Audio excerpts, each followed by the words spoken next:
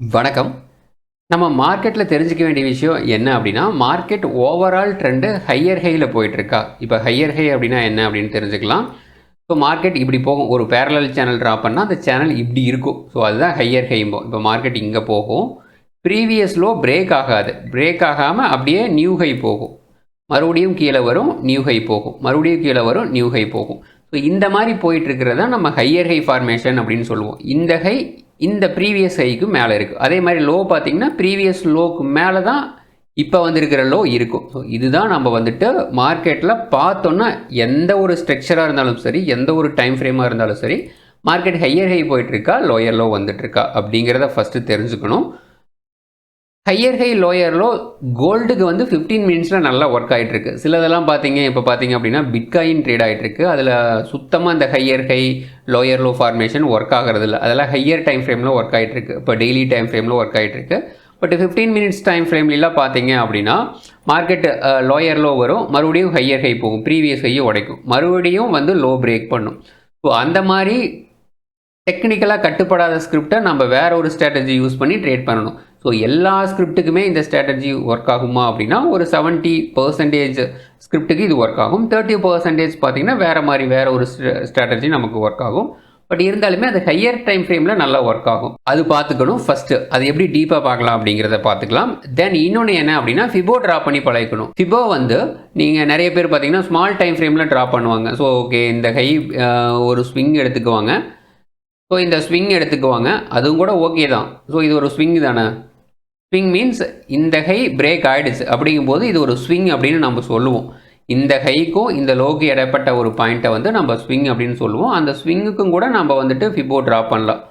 So ஃபிபோ draw பண்ணணும் அப்படின்னா இந்த மாதிரி வரும். 161.8 அடுத்த டார்கெட்டாக இருக்கிறதுக்கு வாய்ப்பு இருக்குது. ஸோ கோல்டில் அடுத்த டார்கெட் எது வரைக்கும் இருக்குது அப்படின்னா $3,365 வரைக்கும் இருக்கிறதுக்கு வாய்ப்பு இருக்குது.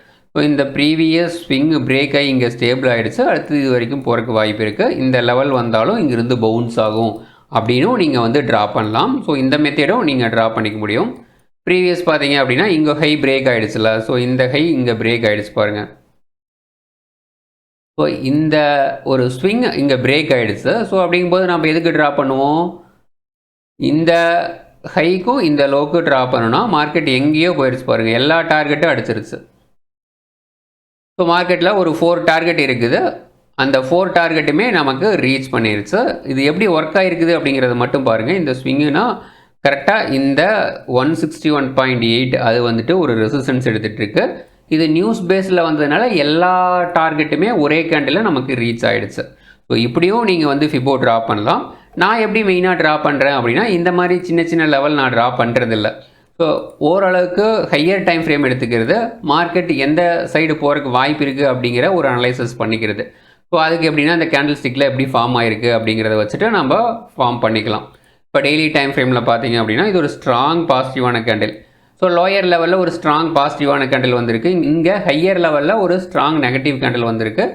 அந்த கேண்டில் இன்னுமே பிரேக் ஆகலை. அப்படிங்கும்போது நம்ம என்ன எடுத்துக்கலாம்னா இந்த கேண்டில் இன்னுமே பிரேக் ஆகிறதுக்கு டைம் எடுத்துக்கும் அப்படிங்கிற மாதிரி எடுத்துக்கலாம். இப்போ எப்படி ட்ரா பண்ணலாம் அப்படிங்கிறத பார்க்கலாம். வீக்லி டைம் ஃப்ரேம் எடுத்துக்குவேன். வீக்லி டைம் ஃப்ரேமில் லாஸ்ட் வீக் ஒரு ஷூட்டிங் ஸ்டார் கேண்டில் விழுந்திருந்தது. இந்த வாரம் ஒரு புல்லிஷ் என்கல்ஃபிங் கேண்டில் விழுந்திருக்கு. புல்லிஷ் என்கல்ஃபிங் எப்படி சொல்கிறேன்னா இதனுடைய பாடியும் இந்த க்ரீன் கலர் கேண்டிலோட பாடியும் பாருங்கள், உங்களுக்கு ஈஸியாக புரியும். இந்த பாடியை அப்படியே இந்த க்ரீன் கலர் பாடி என்கல்ஃப் பண்ணியிருக்கு, முழுங்கி இருக்குது. ஸோ அதனால் இது ஒரு பாசிட்டிவான கேண்டில் அப்படின்னு எடுத்துக்கலாம். ஸோ அதுக்கு என்ன பண்ணலாம் அப்படின்னா இந்த பாசிட்டிவான கேண்டிலுக்கு நம்ம ஃபிபோ ட்ரா பண்ண போகிறோம். அவ்வளோதாங்க. ஃபிபோ ட்ரா பண்ணிட்டோம் அப்படின்னா நமக்கு ஒரு ஐடியா கிடச்சிரும். அடுத்தது எது வரைக்கும் போகிறதுக்கு வாய்ப்பு இருக்குது? அடுத்த வாரம் இந்த 161.8 அதாவது 1.618 வரைக்கும் போகிறதுக்கு வாய்ப்பு இருக்குது. 3421 வரைக்கும். இது எல்லாமே வாய்ப்பு தான். ஸோ அடுத்த வாரம் என்ன பண்ணலான்னா இங்கே வரைக்கும் வந்துட்டு கூட மறுபடியும் மேலே போகலாம், இல்லைனா இந்த லோ பிரேக் பண்ணி இங்கே கூட க்ளோஸ் வைக்கலாம். மார்க்கெட் எப்படி போகும் அப்படின்னு யாருக்குமே தெரியாது. ஸோ அதுக்கு தான் நம்ம ஸ்மால் டைம் ஃப்ரேமில் என்ட்ரி எடுத்துக்கிறது. ஒரு அனலைசஸ்க்கு மட்டும் ஹையர் டைம் ஃப்ரேம் எடுத்துகிட்டு என்ட்ரிக்கு ஸ்மால் டைம் ஃப்ரேம் எடுக்கும்போது நம்ம சின்ன நமக்கு ஆப்போசிட்டாக போனாலும் சின்ன நெகட்டிவில் வெளியில் வந்துட முடியும். ஏன் நெகட்டிவ் பற்றி பேசுகிறேன்? நெகட்டிவ் பற்றி நிறைய பேர் பேசவே மாட்டாங்க. இங்கே பாருங்கள் இப்படி போயிருக்கு, இந்த ஸ்ட்ராட்டஜி எல்லாமே பாசிட்டிவாக போயிருக்கு அப்படிங்கிற மாதிரி தான் நிறைய பேர் சொல்லுவாங்க. ஸோ அது சொல்கிறது ஈஸி. நீங்கள் மார்க்கெட்டில் எக்ஸிக்யூட் பண்ணுறது நமக்கு ஆப்போசிட்டாக போனால் என்ன பண்ணணும் அப்படிங்கிற ஒரு கைட்லைன்ஸ் நம்மக்கிட்ட இருந்தால் மட்டும்தான் நம்ம மார்க்கெட்டில் வின் பண்ண முடியும்.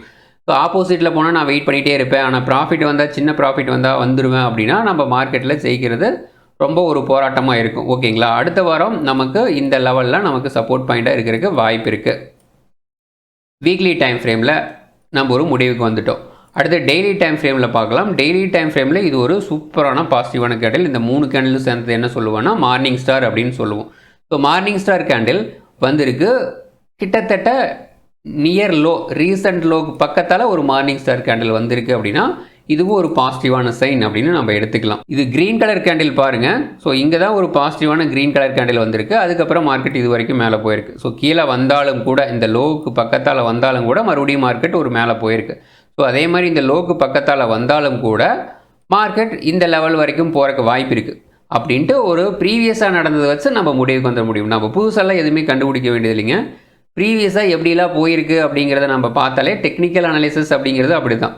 ப்ரீவியஸாக நடந்திருக்கிறத வச்சு தான் ஃப்யூச்சரில் எப்படி நடக்கும் அப்படிங்கிறத கண்டுபிடிக்கிறது தான் டெக்னிக்கல் அனாலிசிஸ்.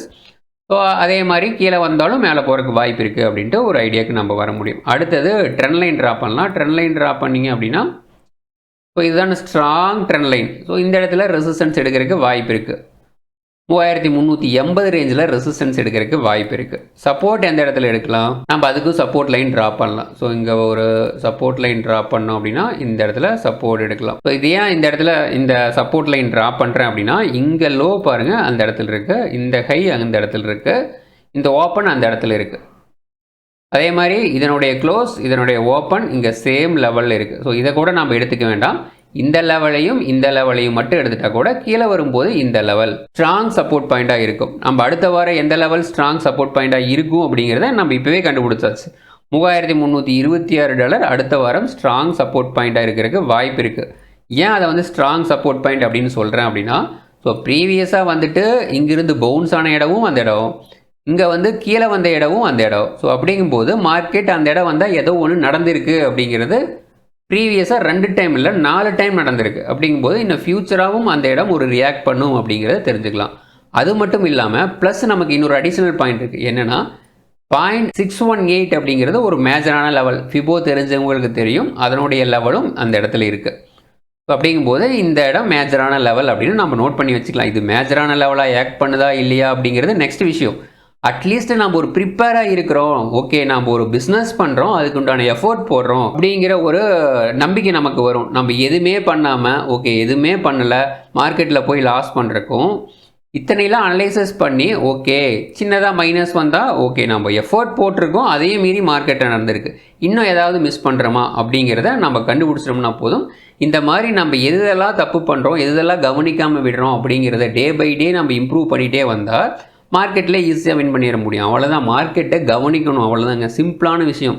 இப்போ ஸ்கூலில் நம்ம என்ன பண்ணுறோம், பாடத்தை கவனிக்கிறோம், அதே மாதிரி மார்க்கெட்டை கவனிச்சா போது அது எப்படி ரியாக்ட் பண்ணுதுன்னு. இதில் என்ன ப்ளஸ் ஒன்று அதிகமாக இருக்குதுன்னா எமோஷனல். ஏன்னா பணம் வந்து இங்கே ப்ளே பண்ணும்போது நம்ம எமோஷனலாக டிசிஷன் எடுக்கிறோம், அதை மட்டும் கொஞ்சம் ஹேண்டில் பண்ணலாம். நம்ம டிசிஷன் மேலே நமக்கு எப்போ நம்பிக்கை வருதோ அப்போ வந்து எமோஷனலும் நமக்கு கம்மியாயிடும். ஓகே, இதெல்லாம் நம்ம வந்து வீக்லி டெய்லி வச்சு நம்ம ஒரு லெவல் கண்டுபிடிச்சி வச்சுருக்கிறோம். அடுத்தது இந்த ஸ்மால் டைம் ஃப்ரேமில் எப்படி ஹையர் ஹை கண்டுபிடிக்கிறது அப்படிங்கிறத பார்க்கலாம். இந்த டூல் வந்து நான் ஆட்டோமேட்டிக்காக ட்ரா ஆகிடும். நான் இதுக்கு எதுவுமே பண்ணுறதில்ல. இந்த இண்டிகேட்டர் நான் ஆட் பண்ணிட்டேன் அப்படின்னா ஆட்டோமேட்டிக்காக இந்த லெவல் எல்லாமே ஜென்ரேட் ஆகிடும். இதை வச்சு மட்டுமே சக்ஸஸ் பண்ணிடலாமானா நீங்கள் இதை மட்டுமே கண் மூடித்தனமாக ஃபாலோ பண்ணிங்கன்னா ஒரு 50% சக்ஸஸ் பண்ண முடியும். இல்லை நான் வந்துட்டு இதுலேயும் கொஞ்சம் இன்னுமே நல்லா சப்போர்ட் வரும்போது பை பண்ணுறேன், ரெசிஸ்டன்ஸ் போகும்போது எக்ஸிட் பண்ணுறேன் அப்படின்னா ஒரு 70% லாஸ் வரும்போது சின்னதாகவும் ப்ராஃபிட்டையும் நம்ம வளர்த்துறதுக்கு ட்ரை பண்ணலாம். ஸோ இங்கிருந்து இந்த ரெட் கலர் லெவல் மட்டும் நீங்கள் கவனிங்க, கீழே தானே வந்துட்டுருக்கு. ரெட் கலர் லெவல் கீழே வந்துட்டு இருக்கிறதுனால இதுக்கு பேர் தான் lower low formation. Lower low lower high. எந்த இடத்துல ஹையர் ஹை ஃபார்மேஷன் வந்திருக்குன்னா இந்த ரெட் கலர் லெவல் எங்கே பிரேக் பண்ணி க்ளோஸ் வச்சுருக்கோ அந்த இடத்துல ஹையர் ஹை ஃபார்மேஷன் வந்துருச்சுன்னு அர்த்தம். மறுபடியும் இந்த லோ என்ன பண்ணக்கூடாது, உடைக்கக்கூடாது. இந்த லோ உடைச்சது அப்படின்னா மார்க்கெட்டில் இன்னுமே செல்லிங் ப்ரெஷர் இருக்குது அப்படின்னு தான் அர்த்தம். ஸோ இங்கே ஹை பிரேக் பண்ணிவிட்டு மறுபடியும் மார்க்கெட் கீழே வந்து மறுபடியும் ஒரு டைம் ஹை பிரேக் பண்ணியிருக்கு. இங்கே பார்த்தீங்க அப்படின்னா இந்த லோ பிரேக் பண்ணியிருக்கு, பட் இருந்தாலும் ப்ரீவியஸ் லோ பிரேக் பண்ணல. நமக்கு லெவல் எங்கே ஜென்ரேட் ஆகிருக்கு, இந்த இடத்துல தான் ஜென்ரேட் ஆகிருக்கு. ஸோ இந்த லெவல் பிரேக் ஆனால் மட்டும்தான் நமக்கு வீக் ஆகுது அப்படிங்கிற ஒரு மீனிங். ஓகேங்களா, மறுபடியும் மார்க்கெட் இங்கிருந்து எங்கே வரைக்கும் மூவ் ஆகிருக்கு அப்படிங்கிறத கவனமாக பார்த்தாலே இந்த ஹையர் ஹை ஃபார்மேஷன் எப்படி ஒர்க் ஆகுது அப்படிங்கிறது தெரியும். இங்கே ஹையர் ஹை வந்துருச்சு. அடுத்தது இந்த லெவல் டச் பண்ணல. இந்த லெவலை டச் பண்ணோன்னா மார்க்கெட் எவ்வளோ பவுன்ஸ் ஆகிருக்கு பாருங்கள். மறுபடியும் இந்த லெவலில் டச் ஆனோன்னா மறுபடியும் மார்க்கெட் இந்த ப்ரீவியஸ் ரெசிஸ்டன்ஸ் வரைக்கும் வந்திருக்கு. ஸோ இதில் ஸ்கேல்ஃபிங் கூட நம்ம பண்ண முடியும். இந்த சப்போர்ட்டுக்கு வரும்போது ஓகே ஹையர் ஹை ஃபார்மேஷன் இருக்குது, நான் சப்போர்ட்டுக்கு வரும்போது பையிங் எடுக்கிறேன், இந்த லோக்கு கீழே ஒரு 15 மினிட்ஸ் கேண்டில் க்ளோஸ் ஆனால் எக்ஸிட் ஆகிடுறேன், இல்லைனா ஒரு பஃபர் ஒரு $3 கீழே வச்சு நான் ஸ்டாப் லாஸ் போட்டுறேன். அது க்ளோஸ் ஆகுதோ ஆகலையோ, என்ட்ரி எடுத்தது க்ளோஸ் ஆன பின்னாடி நம்ம மறுபடியும் சப்போர்ட்டோ ரெசிஸ்டன்ஸோ பக்கத்தால் வரும்போது என்ட்ரி எடுத்துக்கலாம். பட் ஸ்டாப் லாஸ் போடும்போது இதுக்கு கீழே ஒரு $2 $3 உங்களால் எவ்வளோ மேனேஜ் பண்ண முடியுமோ அதை மட்டும் ஸ்டாப் லாஸ் போட்டுட்டு நீங்கள் வச்சுக்கலாம். ஏன்னா சம்டைம்ஸ் டேட்டா வரையில் இந்த மாதிரி ஒரே கேண்டில் மேலே போயிட்டு என்ன பண்ணுறது, ஒரு $30-40 இதில் 15 மினிட்ஸில் $40 போயிருக்கு. ஸோ அதுக்காகத்தான் ஒரு பஃபர் வச்சு நம்ம ஸ்டாப் லாஸ் போட்டுக்கலாம். மறுபடியும் அந்த ஸ்டாப் லாஸ் தூக்கிட்டு மேலே கொண்டு வந்து க்ளோஸ் வச்சோம் அப்படின்னா நம்ம மறுபடியும் என்ட்ரி போய்க்கலாம். அந்த லோ ஸ்டாப் லாஸ் அதுக்கு கீழே ஒரு $2 ஸ்டாப் லாஸ் வச்சுட்டு மறுபடியும் கூட என்ட்ரி போய்க்கலாம். இந்த டேட்டாஸ்லாம் எப்போ வருதோ அப்போ கண்டிப்பாக நீங்கள் ஸ்டாப் லாஸ் போட்டுக்கணும். சம்டைம்ஸ் நமக்கு ஃபேவராக ஓகே வந்துருச்சு அப்படின்னா இந்த மாதிரி போயிடும். இல்லை அப்படின்னா இந்த மாதிரி கீழே ரெட் கேண்டில் போடுறதுக்கும் வாய்ப்பு இருக்குது. இந்த ஸ்விங்கெல்லாம் உடச்சு ஸ்ட்ராங்காக இந்த மாதிரி ஒரு $40 கீழே போயிட்டு என்ன பண்ணுறது, நம்ம பையிங்கில் இருக்கும்போது எஸ்எல் மெயின்டைன் பண்ணிக்கிறது நல்ல விஷயம். ஹையர் ஹை போயிட்டு இருக்கும்போது நீங்கள் முடிஞ்ச வரைக்கும் எந்த இடம்லாம் பையிங் எடுக்க முடியும் அப்படிங்கிறத பாருங்கள். நீங்கள் ஓவராலாக இப்போ செல்லிங்கில் இருந்தால் போன வாரம் அப்படின்னா இந்த பையிங் எடுக்காட்டியும் பரவாயில்ல, பட் நம்ம செல் எடுத்துருக்க மாட்டோம்ல. ஓகே ஹையர் ஹை ஃபார்மேஷன் போகுது, நம்ம கண்டிப்பாக செல் எடுத்துருக்க மாட்டோம். இந்த லோ பிரேக் ஆகி க்ளோஸ் வச்சுட்டு மறுபடியும் பவுன்ஸ் ஆனால் மட்டும்தான் நம்ம ஏதாவது ஒரு ரெசிஸ்டன்ஸில் செல் எடுப்போம். பையிங் எடுத்திருந்தீங்கன்னா ஓகே, பையிங் எடுக்கலைன்னா நம்ம கண்டிப்பாக செல் எடுத்துருக்க மாட்டோம். இதை ஃபாலோ பண்ணியிருந்தா இந்த மாதிரி தான் நம்ம வந்துட்டு நம்மளுடைய ஒரு சிஸ்டத்தை உருவாக்கி வச்சுக்கணும். இந்த எமோஷனலாக டிசிஷன் எடுக்கிறது, ஓகே மார்க்கெட் மேலே போயிடுமா கீழே வந்துடுமா, அந்த மாதிரி எமோஷனலாக டிசிஷன் எடுத்துகிட்டோ இருந்தோம் அப்படின்னா நம்மள உடல்நிலையும் கெட்டு போயிடும், நம்ம தெளிவான ஒரு முடிவு எடுக்க முடியாது. ஸோ அதுக்காக என்ன பண்ணலாம் அப்படின்னா, நீங்கள் இந்த மாதிரி ஒரு மேத்மேட்டிக்ஸ் ஃபார்முலா க்ரியேட் பண்ணி உங்களுடைய மைண்ட் செட்டுக்கு எந்த சிஸ்டம் ஒர்க் ஆகுதோ அதுக்கு தகுந்த மாதிரி நீங்கள் ஒரு சிஸ்டம் ஜென்ரேட் பண்ணி வச்சுக்கோங்க. அது கொஞ்சம் ஈஸியாக இருக்கும். ஸோ சிஸ்டமே எல்லாம் நமக்கு ப்ராஃபிட் பண்ணி கொடுக்குமா அப்படின்னா கண்டிப்பாக கொடுக்காது. அது கொஞ்சம் நம்மளுடைய ஒர்க்கை ஈஸியாகி கொடுக்கும். ஓகே ரீசெண்டாக வந்த லோ எதுன்னு கேட்டால் நான் கரெக்டாக சொல்லிடுவேன். 3281 டக்குன்னு வந்திருக்கு. ப்ரீவியஸ் ஸ்விங் எதுனா 3355ன்னு சொல்லிடுவேன்.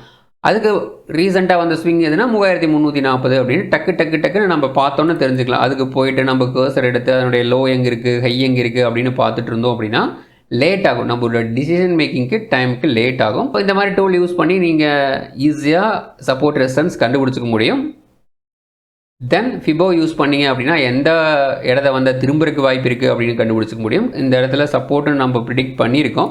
இந்த இடத்துல ஒரு பாசிட்டிவான கேண்டில் வந்துன்னா அதனுடைய லோ எஸ்எல் வச்சுட்டு நம்ம பையிங் எடுக்க வேண்டியதான்.